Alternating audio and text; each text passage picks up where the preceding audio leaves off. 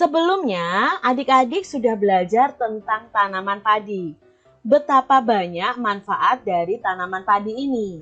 Sebagian besar orang Indonesia menjadikan nasi sebagai makanan utama. Begitu juga Beni. Beni makan nasi sebagai makanan pokoknya. Nah, di sini ada posternya adik-adik ya, untuk adik-adik semua. Bijak menggunakan, merawat, dan memperindah. Nah, dalam pembelajaran ini kita juga akan belajar bagaimana kita bijak dalam menggunakan atau mengkonsumsi nasi dalam kehidupan kita sehari-hari. Setiap hari, Beni, adik, dan kedua orang tuanya selalu makan malam bersama. Di keluarga Beni, semua orang diberi kesempatan untuk mengambil nasi sendiri. Ibu Beni berpesan, ambil secukupnya. Adik Beni sering tidak menghabiskan nasinya. Alasannya karena ia sudah kenyang. Seringkali ibu mengingatkannya. Namun adik Beni belum juga mau menghabiskannya. Berbeda dengan adiknya, Beni selalu menghabiskan makanannya. Dia selalu mengambil secukupnya. Nah, ini tadi adalah cerita tentang keluarga Beni dalam mengkonsumsi nasi sebagai makanan pokok mereka. Ada perbedaan antara sikap Beni dan adik Beni. Sikap Beni yang selalu menghabiskan makanannya dan mengambil nasi secukupnya. Sedangkan adiknya itu berbeda. Dia tidak pernah menghabiskan nasinya yang alasannya sudah kenyang.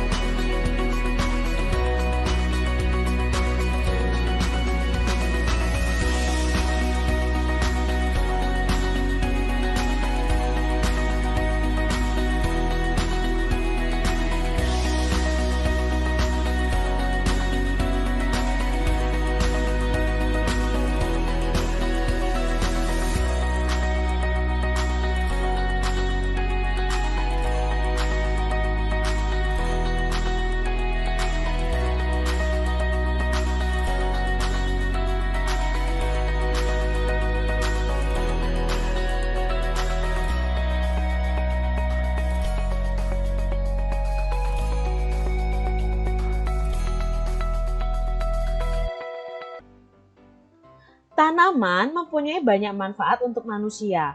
Selain untuk makanan, tanaman itu juga menghasilkan oksigen.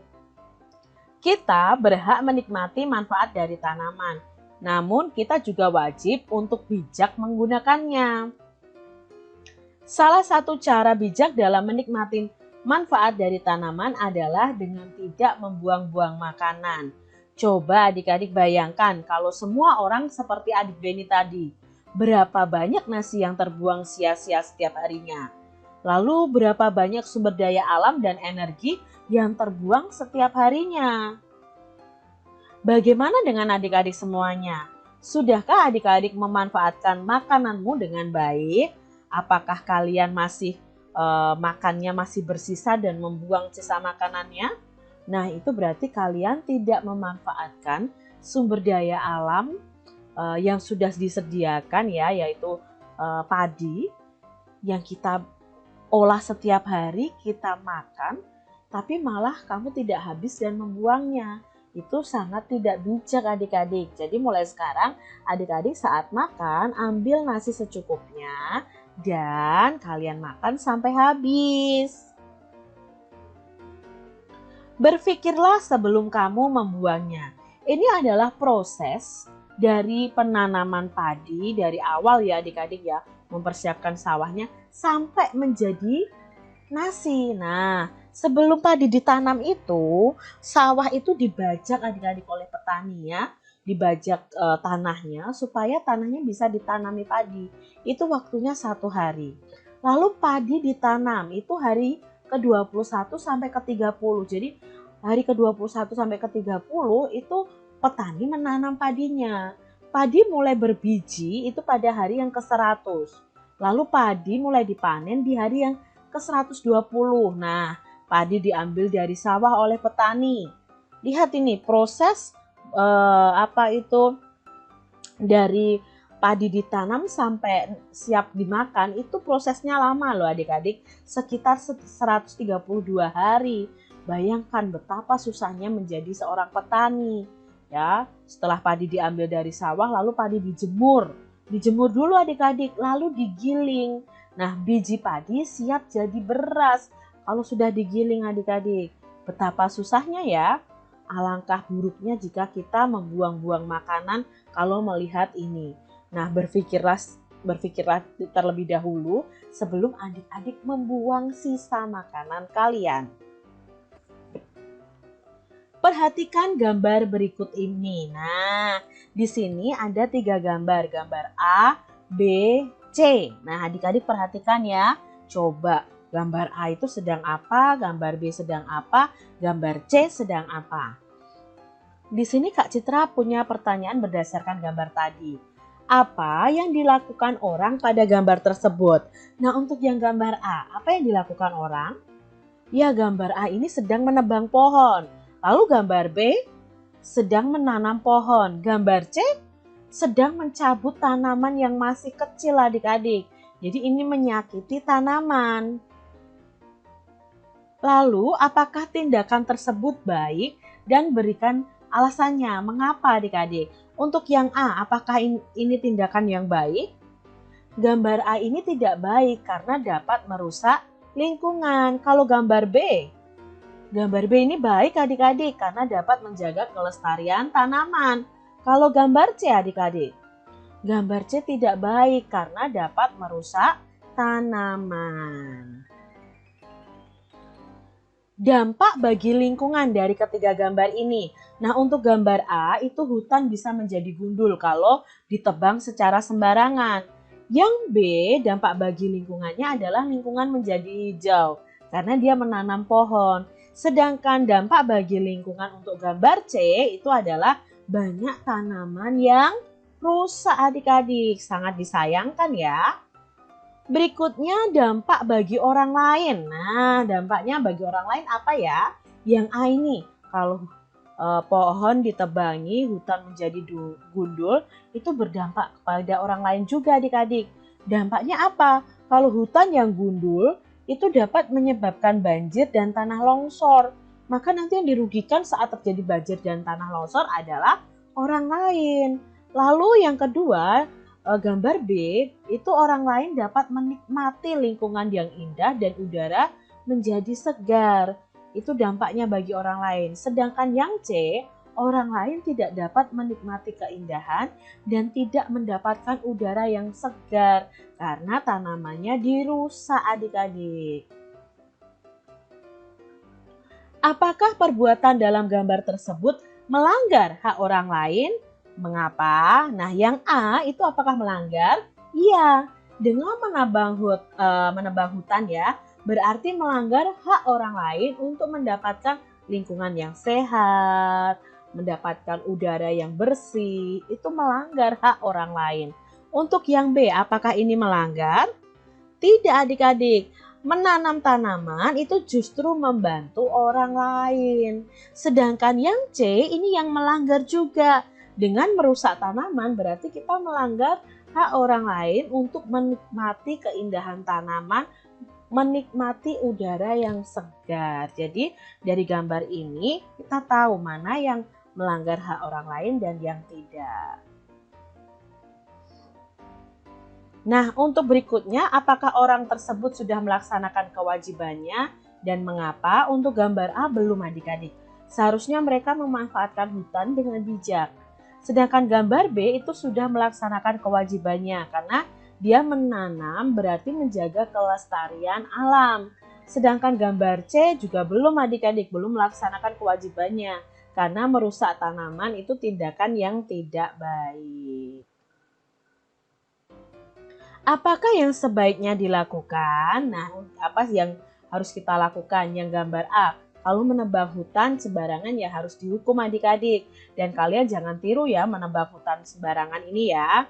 Lalu gambar B, mengajak orang lain untuk menanam. Jadi kita sebaiknya mengajak orang lain juga untuk ikut menanam. Sedangkan gambar C, nah yang sebaiknya dilakukan adalah kita tidak menyakiti tumbuhan atau tidak merusak tumbuhan tanaman di sekitar kita.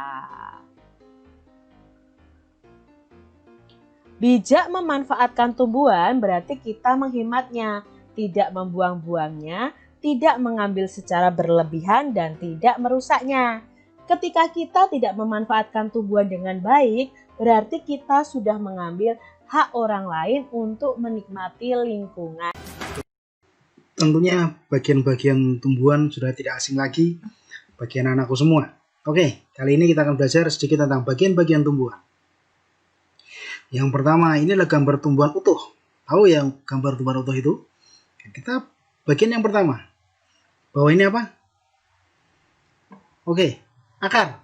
Sip, bagus buat kalian semua. Akar ini punya fungsi. Fungsinya ada 3. Yang pertama, digunakan untuk apa ya anak-anak?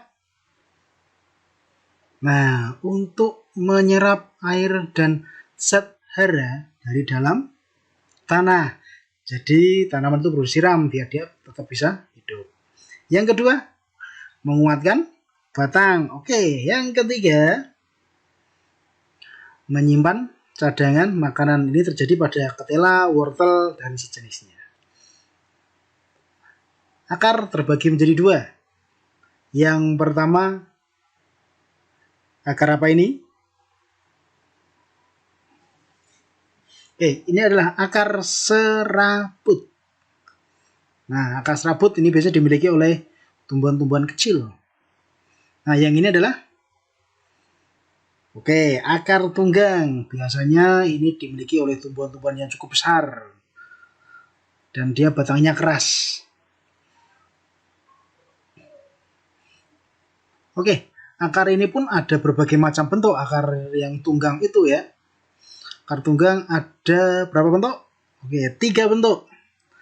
Yang pertama, akar gantung terjadi pada pohon.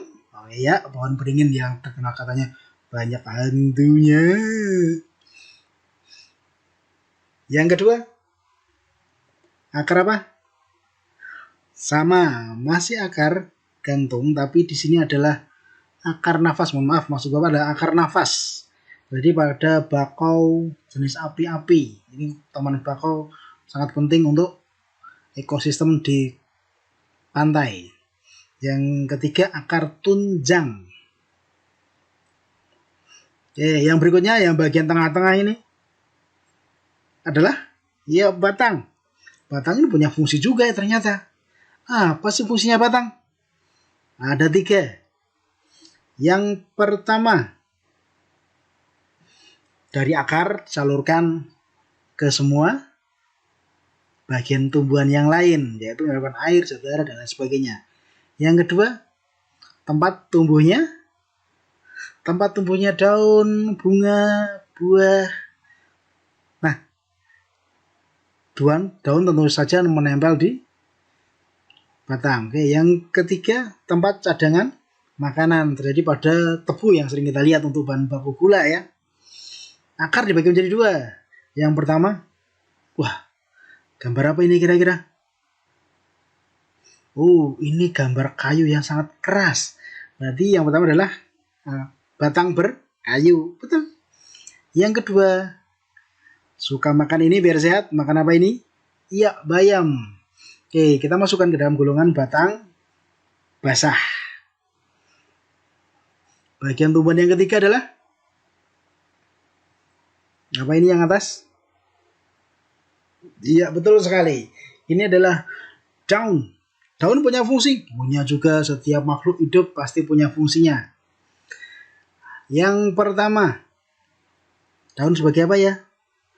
Tempat fotosintesis. Di sini menghasilkan oksigen.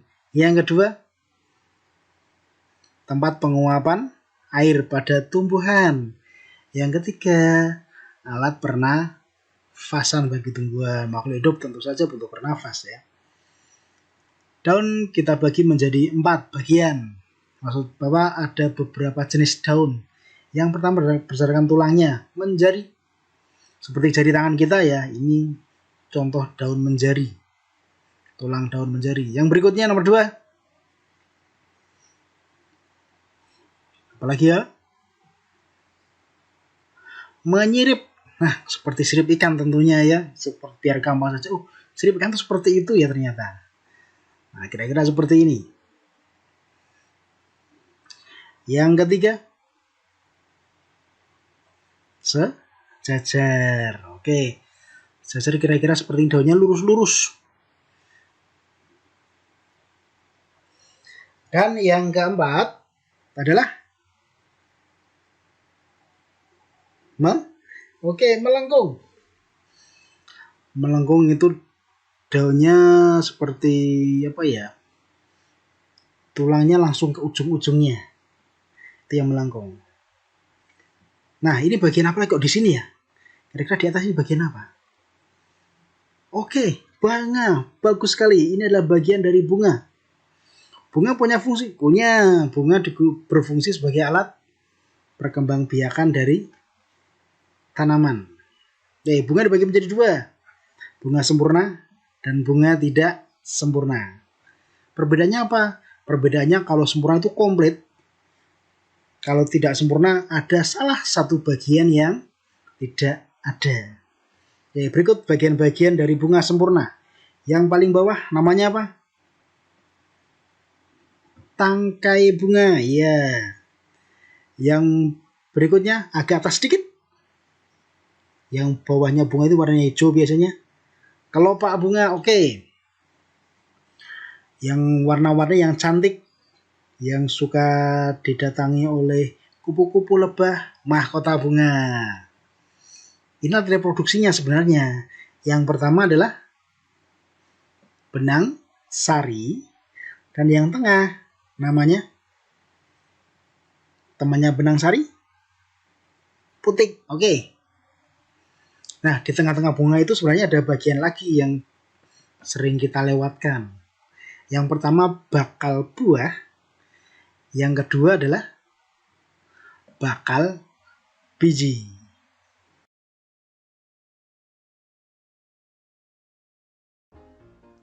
Saatnya adik-adik untuk berkreasi membuat kolase dari bentuk tumbuhan yang ada di sekitar adik-adik.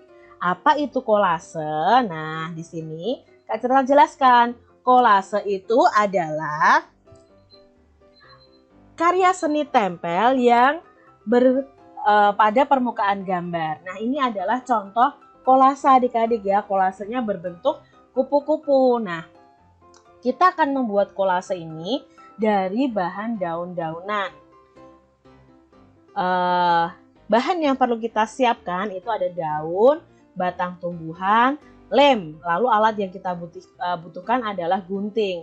Langkah-langkahnya, siapkan bahan ya. Buatlah sketsa gambar yang kamu sukai. Atau kamu bisa meminta sketsa gambar kupu-kupu kepada gurumu atau kepada orang tuamu. Lalu setelah itu, aturlah daun atau batang pohon tumbuhan tadi menutupi sketsa gambarmu. Langkah selanjutnya adalah perhatikan perpaduan warna dan bentuknya. Tempelkan daun atau batang tumbuhan kering pada kertas gambarmu dengan menggunakan lem. Jadi tempel dengan rapi. Indahkan karya seni dari tumbuhan kering buatanmu. Nah, ini tadi adalah contoh kolase dari daun kering dan ranting yang kering adik-adik. Bisa ya kalian praktekkan di rumah kalian masing-masing.